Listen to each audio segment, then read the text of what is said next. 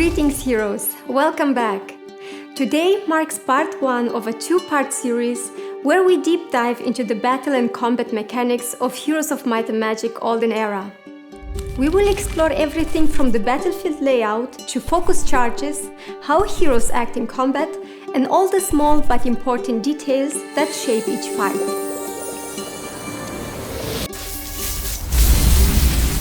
Prepare yourselves, battle begins now.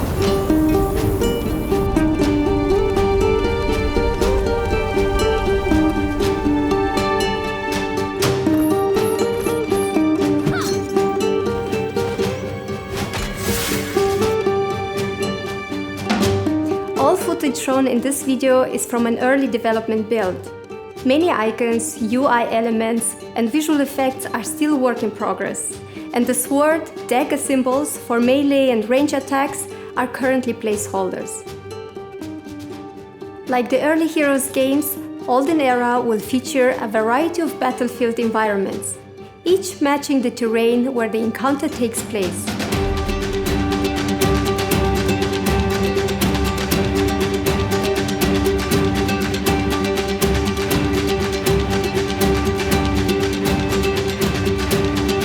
Once the battle begins, you will notice a familiar interface. At the top, the initiative bar shows the order of turns in the current round, just as seen in the later Heroes games, and the fan expansion Horn of the Abyss. Units with higher initiative act earlier, and once all units have taken their turn, the next round begins. On the left and right, you will see the portraits of the opposing heroes, their banner color, and 4 key stats: attack, defense, spell power, and mana points. At the bottom of the screen is a neatly organized command bar, split into 2 sections. The left side focuses on unit actions. The right side handles hero and faction abilities and spells. On the unit side, you will find the wait button, which moves your unit's action to the end of the queue for this round. The defense button, which passes the turn to the next round. Unlike earlier Heroes games, this no longer grants extra defense by default. You will need a specific skill to benefit from that. The large circle shows the active unit's portrait and hit points. The smaller circles next to it display the unit's special abilities. On the hero side, you will find the flee button, which lets you escape battle, but at the cost of your entire army. The surrender button, which allows you to withdraw from combat by paying gold and save your army. The large circle contains the spellbook, along with the hero's mana points. The small circles show hero and faction abilities. And in the center sits the focus charges bar, which we will dive into in a moment. Once combat begins, battles in Olden Era unfold on a hexagonal grid, going back to Heroes 3's hex system. The battlefield's dimensions are more compact compared to previous Heroes games, and to accommodate this tighter space, Olden Era makes several key adjustments, which we'll get to in a moment. On the middle rows, the horizontal distance is 11 hexes from left to right. If you move 1 row higher or lower, the distance shortens to 10 hexes across. And at the very top and very bottom rows, the distance narrows even further to 9 hexes. This tapered shape isn't random, it's clearly a deliberately designed choice. This gives the battlefield a subtle curved shape, focusing the action towards the center, which influences positioning and movement, especially for ranged units. Heroes 3 uses a more rectangular layout, with rows of consistent length and a horizontal distance of 15 hexes.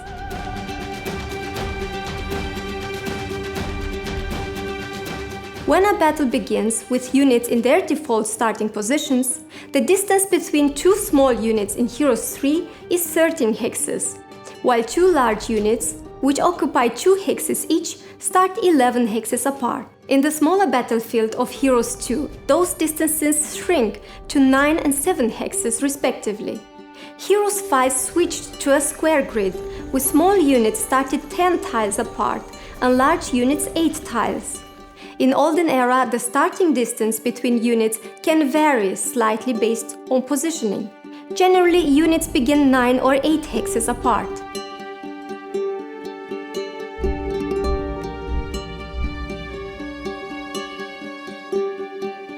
During a siege battle, the battlefield expands compared to regular combat, giving more room to maneuver. As a result, the starting distance between units is greater, with the furthest gap reaching up to 10 hexes, or 9 hexes depending on the exact placement of the troops. In addition to tightening the combat grid, Olden Era makes several key changes that shift the flow of battle. Unit speed is generally reduced compared to Heroes 3, helping to balance the more compact battlefield and prevent units from reaching the enemy too quickly, so positioning remains a key element of each battle.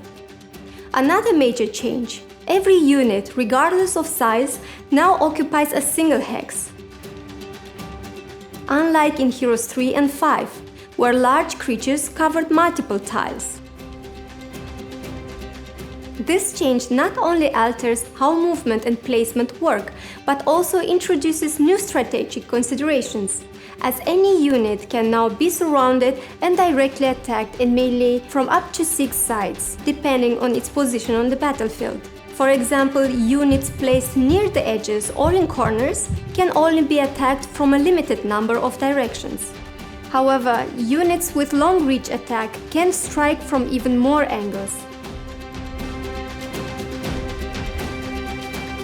Looking back at Heroes 3, small units could also be attacked from up to 6 sides, while large units covered 2 hexes and could be attacked from 8 sides.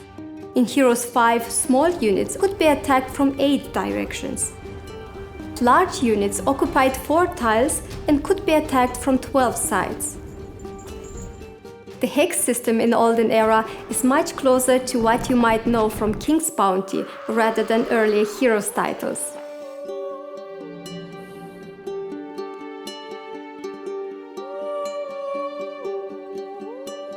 Before combat starts, you can change the position of your units, and if your hero has the tactic skills, you will be able to place some of your units manually across the deployment area.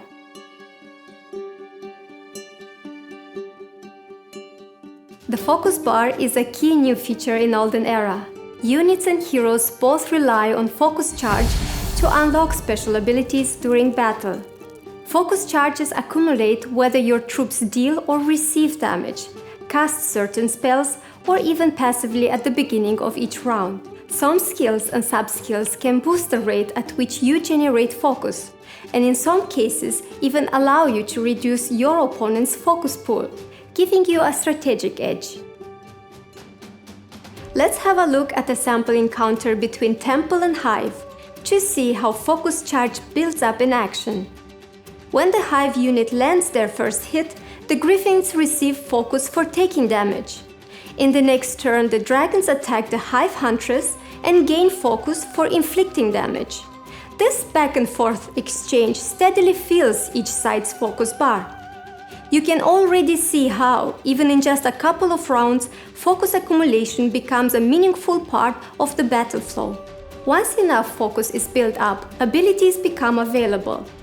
The system creates interesting tactical decisions during battle. Should you spend your focus on a heroic strike with your hero, or save it for your unit's special abilities? Once you activate an ability, the corresponding focus charge is spent. And if the ability comes with a cooldown, which some do, you will have to wait for the required number of rounds before it's available again. This system forces you to constantly weigh your options and adapt your tactics in real time.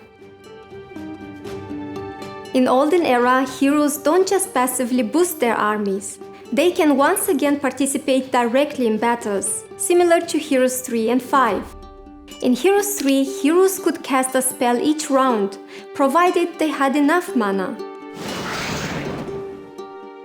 In Heroes 5, heroes could either perform an attack or cast spells.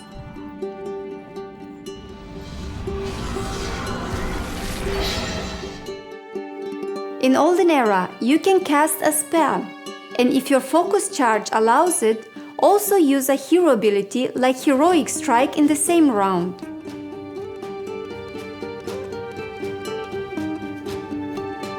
After using a Heroic Strike, the ability goes on cooldown, so even if you have enough focus remaining, you can't use it again until the cooldown expires. Depending on your faction, certain faction abilities appear in the combat bar, tied to the starting skill your hero brings into battle. For instance, a Hive hero begins the game with the Summon Swarm skill, making that ability available from the start. Similarly, dungeon heroes also start with the required skill to access their faction ability in battles. Before you attack, the game shows both the expected damage and the number of enemy units likely to be killed.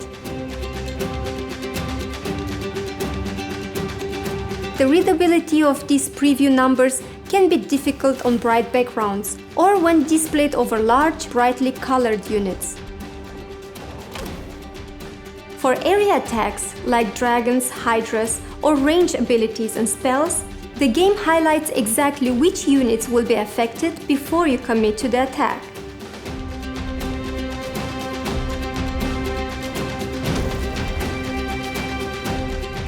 One small but important note. Currently, Olden Era does not display whether a unit has already used its Retaliation Strike for the turn. This was something Heroes 5 and later games showed clearly, and it will be a helpful addition for making quick and informed decisions in battle. So hopefully, this will be addressed in a future update. One helpful feature during combat is a clear enemy's turn notice on the screen, so that you know whether you are in control or waiting. A subtle sound cue might also be a helpful addition to signal when it's your turn again. Olden Era does not feature flanking mechanics. In Heroes 7, attacking an enemy from the side or rear could increase your damage output. In Olden Era, your attack power is unaffected by positioning, sticking to a more classic formula. The visual presentation of the battlefield creates a strong sense of depth, with a soft, out-of-touch look applied to the foreground and background elements, making sure the focus stays on the action in the middle. If you look closely, you will also notice small ambient touches, random moving creatures in the upper and lower parts of the battlefield, the occasional shadow of flying birds, and even idle animations of units, all adding to the atmosphere. When the battlefield gets crowded and units are close together, stack sizes remain visible thanks to transparency effects applied to overlapping units. This wasn't the case in an earlier build, and it seems the developers addressed the issue.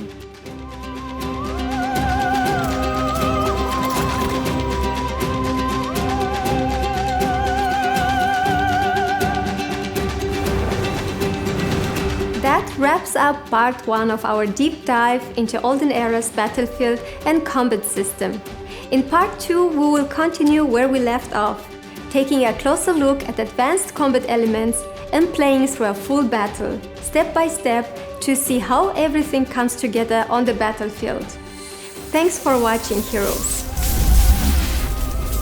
and see you in the next fight.